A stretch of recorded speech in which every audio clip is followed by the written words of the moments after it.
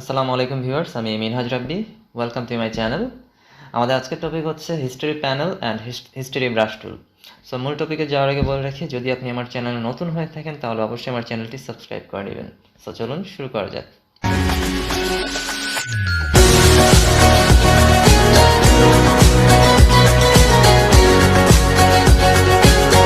So first of all আমি আপনাদের বলে রাখি যে আমরা ফটোশপে যখন কোনো কিছু আন্ডু করি, আন্ডু কিন্তু ফটোশপ মূলত একবারই কাজ করে। তো সেক্ষেত্রে আমরা একটা এক্সাম্পল দেখতে পারি। ধরেন আমি এখানে 2-3টা লাইন ক্রিয়েট করলাম এরকম। তো এখন যে আমি যে লাইনটা ক্রিয়েট করলাম, আমরা আন্ডু এর শর্টকাট জানি। আন্ডু এর শর্টকাট হচ্ছে Ctrl Z।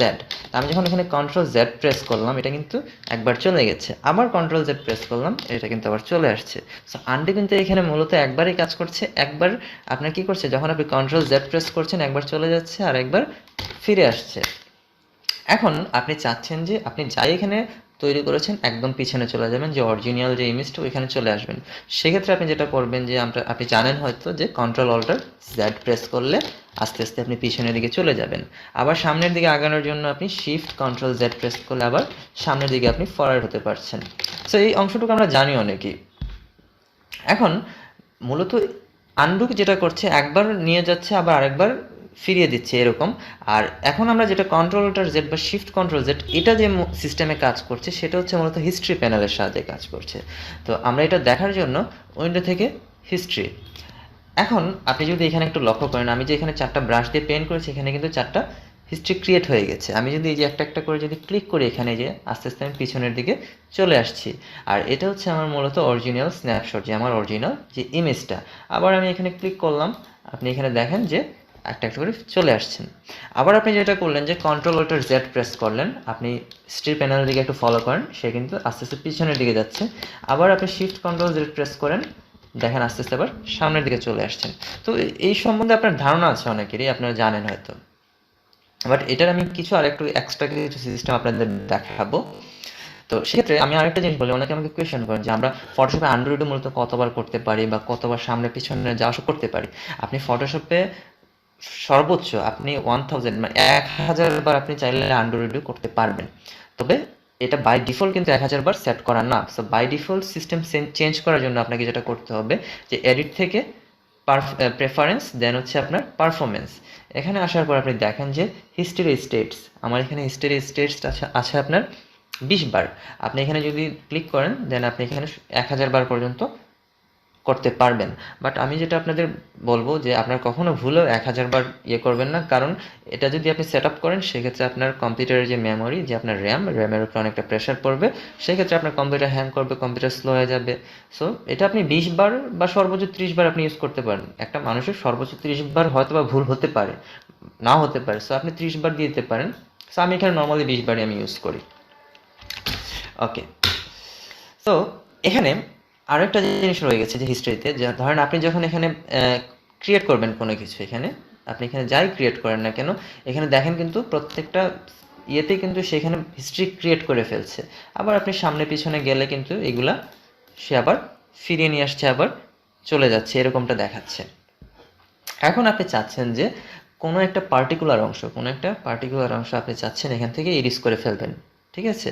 সেক্ষেত্রে আপনি যেটা করতে পারেন যে হিস্ট্রি ব্রাশ টুল, এই হিস্ট্রি ব্রাশ টুলের সাহায্যে কোনো পার্টিকুলার অংশ আপনি চাইলে এখান থেকে ইরিজ করে ফেলতে পারবেন। ধরেন আমি এখানে পেইন্ট করলাম, না ওই যে দেখেন আমার একটা অংশ আস্তে আস্তে কিন্তু ইরিজ হয়ে যাচ্ছে।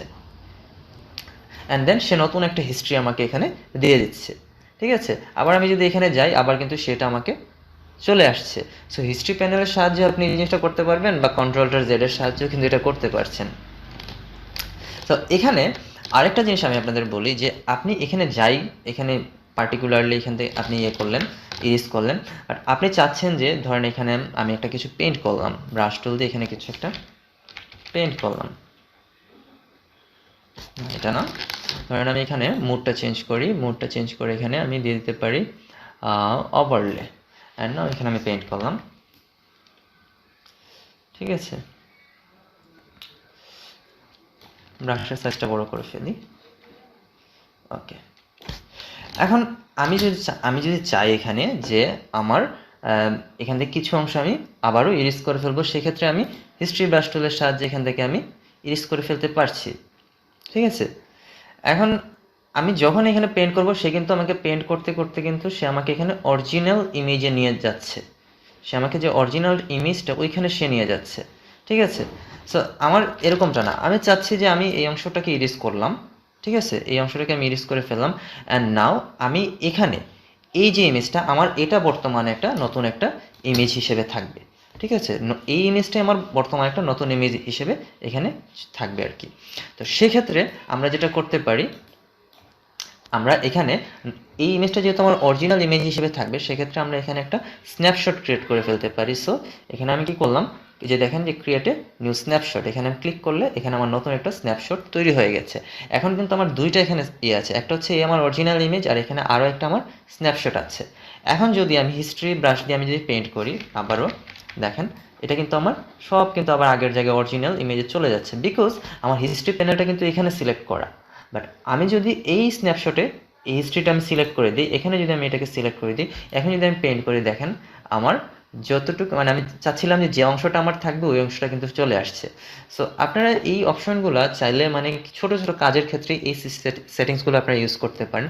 আপনি যদি বারবার এরকম একটা একটা স্ন্যাপশট দিয়ে রাখেন, আর যেটা হয় আপনার যে আপনার ইন ফিউচার কাজের ক্ষেত্রে আপনার সুবিধা হবে। চাচ্ছেন যে একটু পরে এই অংশটাকে আবার নতুন করে রি-এডিট করতে চাচ্ছেন, সেই ক্ষেত্রে আপনাকে এই অংশগুলো, এই স্ন্যাপশট আপনাকে অনেকটা হেল্প করে ফেলবে। সো আশা করি আপনি এই জায়গাটা বুঝতে পেরেছেন। অ্যান্ড তারপরে যে টুলসটা আছে সেটা হচ্ছে আপনার আর্টিস্ট্রি ব্রাশ টুল। আর্টিস্ট্রি ব্রাশ টুলটা হচ্ছে মূলত যে এটা যেটা করবে, আপনি যেখানে ক্লিক করবেন, যে দেখেন সেখানে যেটা করছে যে পেইন্টের মতো কিছু একটা ইফেক্ট দিচ্ছে সামথিং। এই দেখেন আপনি যেখানে ক্লিক করবেন ওই জায়গাটাকে সে কী করবে, কালারটাকে ব্লেন্ড করে একটা ব্যাকগ্রাউন্ড সামথিং ক্রিয়েট করে ফেলবে। সো আই থিঙ্ক এটা আপনার, যেটা আমি বলবো যে এটা আমাদের ইউজ হয় না, এতটা ইউজফুল না। এটা ধরেন এটা কোনো একটা ব্যাকগ্রাউন্ড ক্রিয়েট করার ক্ষেত্রে আপনি এই ধরনের কিছু ইউজ করতে পারেন। তাছাড়া আপনি যদি এখানে যদি ব্রাশ চেঞ্জ করেন, ধরেন এখানে অনেক ব্রাশ আছে, কারণ আমি এই ব্রাশটা ইউজ করলাম, এই ব্রাশটা ইউজ করে দেখি যে দেখেন সে আমাকে ডিফারেন্ট একটা স্টাইলের ইফেক্ট দিচ্ছে। সো এটা এক একটা ব্রাশ এক এক ধরনের ইফেক্ট দিবে আপনাকে, ডিফারেন্ট একটা ব্যাকগ্রাউন্ড ক্রিয়েট হয়ে যাবে। সো এটা যেটা আমি বললাম যে এই টুলসটা এতটা আমাদের প্রয়োজনীয় না। সো এটা ছিল মূলত হিস্ট্রি ব্রাশ টুল এবং আর্টিস্ট্রি ব্রাশ টুলের কাজ আর কি। অ্যান্ড হিস্ট্রি প্যানেলের তো কাজ তো অবশ্যই দেখালাম। সো হিস্ট্রি প্যানেলের সম্পর্কে আমি আবারও এই একই জিনিসটা রিপিট করছি, বিকজ আপনি যদি মনে করেন যে আপনার কন্ট্রোল অল্টার জেড বা শিফট অল্টার জেড দিয়ে আপনার কাজ করতে সুবিধা, আপনি ওইটাই করেন। নর্মালি আমরাও এই সেম জিনিসটা ইউজ করি, হিস্ট্রি প্যানেলটা আমাদের ইউজ না।